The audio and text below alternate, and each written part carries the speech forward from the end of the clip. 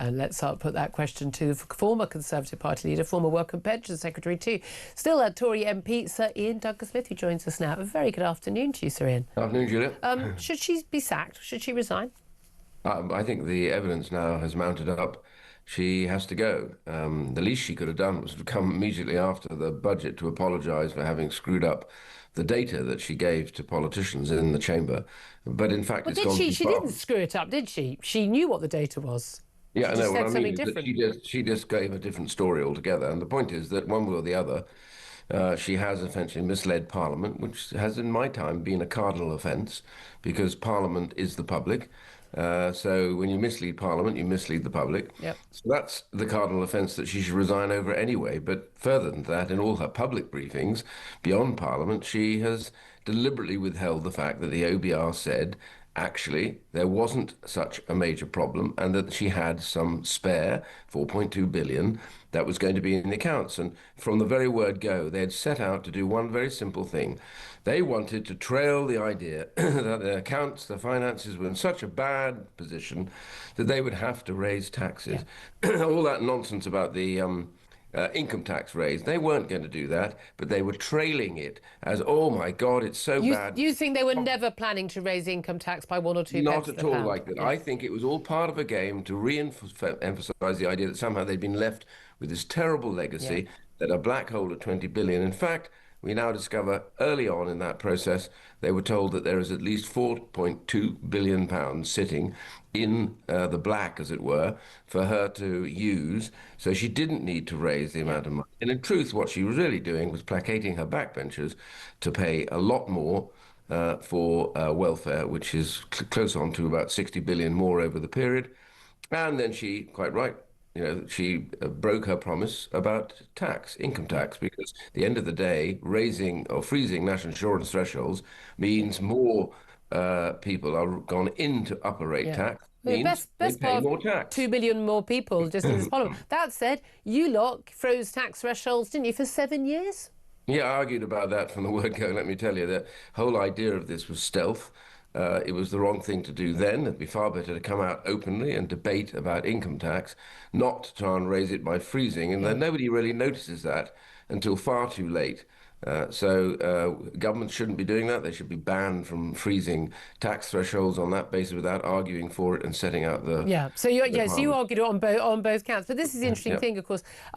Rachel Reeves, I mean, it's very unusual for a government in office to be talking down the economy the way that Rachel Reeves has done. We know that this long wait for a budget, much later than it normally is, and all the talk about what we are, it's basically meant that businesses haven't been investing, foreign investment hasn't been coming, people are planning to leave the country, people haven't been spending, consumers not out in restaurants, they're not in the shops. I was at Oxford Circus over the weekend with friends, and loads of people out and about. Barely anyone had a shopping bag. Everyone was just out and about looking around and looking at the lights, but not actually spending. A lot of people just basically saying, oh, we're really worried about the finances because the government's warning us about how bad it is. And it turns out it wasn't quite that bad. Why would they do that? Why would they talk down the economy? Called self-preservation. It had nothing to do with Britain or allowing British people to be better off. It's all about the government surviving what they believe was going to be a tough time. Their backbenchers were going to balk against a lot of stuff they were doing, so they were trailing their coat to make the bad decisions and then come back from it. It was a game being played out. Well, that's why the budget was delayed, so that they could actually spend more time misbriefing everybody to make them feel, phew, God, that was okay, wasn't it? Yeah. So the markets were... Everyone was quite relieved because they thought it would be so bad. But of course, the OBR are the ones who've punctured that balloon rather ruthlessly. And we're going to get a report, I think, in a couple of hours' time from the OBR about their early release of their statement, which ruined the whole delivery for Rachel Reeves as well. Can I ask you sort of specifically? I've been arguing about this for a long time, about the welfare, in particular, the scrapping of the 2-child benefit cap, which was brought in under the Conservatives, came into force in 2017. It's going to lead, they reckon, some 500,000 children are going to be brought out of poverty. This wonderful thing. The backbenchers are thrilled. The public, including Labour voters, aren't. But what do you make of that decision? Because the Prime Minister said it was a moment of personal pride for him. No, I think it's the wrong decision. That was brought in when I was there. We brought it in because one of the big problems was people claiming benefits could claim for as many children as they like. They didn't have to make the decisions. I always said, you've got to make work pay. And to make work pay, you've got to set the differentials so that somebody can't sit just on welfare, claiming and finding more and more benefits to claim, and giving themselves, therefore, a reason for being out of employment. The most important thing for a family is that their parents seek work. So in the household, somebody is in work, earning money, because that helps children understand the nature of what has to be done to take control of your lives. That would be the best way of getting them out of poverty. Now, again, but I'm fascinated, and even Kemi Badenoch, actually, I keep shouting at the telly when she does it, for saying, you know, yes, a lot of people are told, but a lot of these families, they are working, but you will know the stats better than anybody, and I've looked at the official stats, that actually, in the vast majority of cases, if there is a parent working, it's like about half single parents. Again, most single parents work, by the way. I know plenty of single parents, including my own family, who've worked the whole time since they've gone back from maternity leave, and dads are often supporting. That's not taken into account in the benefits system, which it should be. You could be getting £10,000 a day, still not taken into account. You can still be eligible for universal credit, but crucially, you know, in most of the cases, roughly only 10% of the cases have they got two parents in work, and even then there's no stats showing whether they're working full-time or part-time, and that's why these people are on universal credit. The reality is they are not working, two parents working to support their families, the way that most who are paying tax to fund them are. That's the reality, isn't it? They're poor because they ain't working. Well, two things that are very important to state. When we brought this in, amongst a lot of other reforms, when I left and before we hit the COVID problem, we had the lowest number of workless households since records began. We were making people make choices, and they were positive choices. You're quite right. The one thing that universal credit does for the first time ever, it allows us to see a whole household's income. Not one person's claiming, but a whole household's income. And you can't claim universal credit if somebody in that household is earning too much money. Yeah. So before, you could separate yourself from that. You can't do that now. COVID punched a hole through all of that, to be honest with you. But the reality is we had achieved a very strong position on work because we were saying to everybody, with the two-child policy plus other reforms, you have to be responsible for the choices that you make. Yeah. And if you don't think they matter, then fine, but you won't be getting extra benefit for it. You need to go to work. You need to take part-time work and then full-time work. And it's good for the children to know that their parents work. It's more than just money.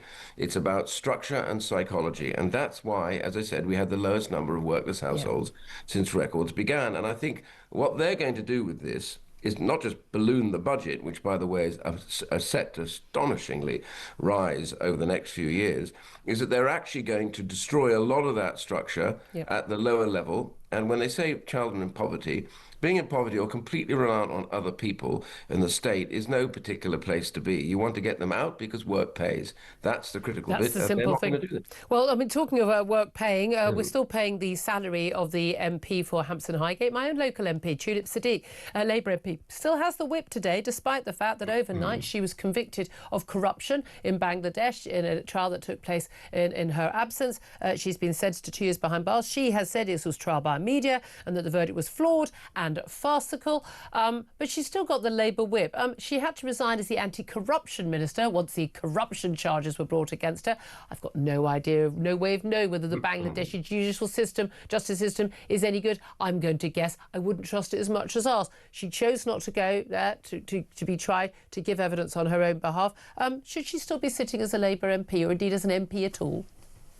Well, I happen to think that the Labour Party should say you need to step away from the party for a start.